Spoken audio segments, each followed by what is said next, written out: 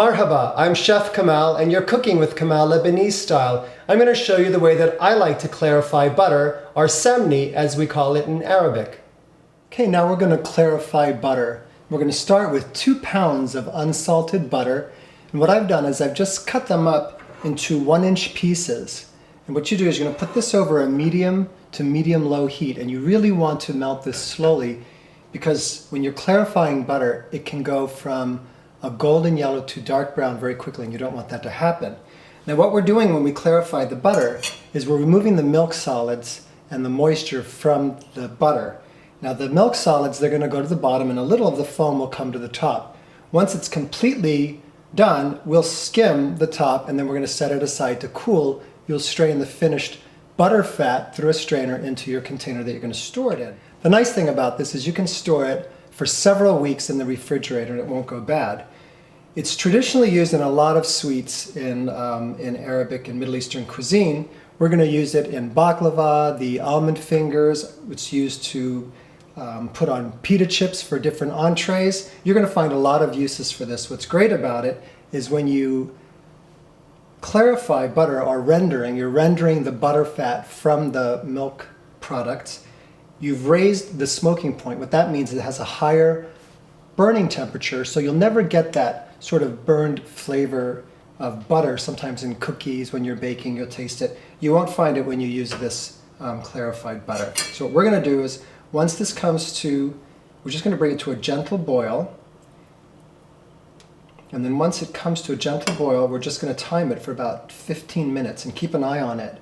And it'll begin to become transparent, and as it does that, all the solids will go to the bottom. Okay, so now we brought it to a gentle boil. So what we're going to do is we're going to set the timer for about 10 minutes, and we're going to watch it. It could take 15, but let's start with 10 minutes to make sure that we don't overcook it. And then 10 minutes we'll check it, and once it becomes transparent and all this foam on the top is gone, and you might see a little foam on top, but it'll be transparent. You'll see the bottom of the pan, then you know it's done. We're just going to remove it and let it cool before passing it through a strainer into a container. Okay, so it's been about 12 minutes, and that's why I always like to start with less time.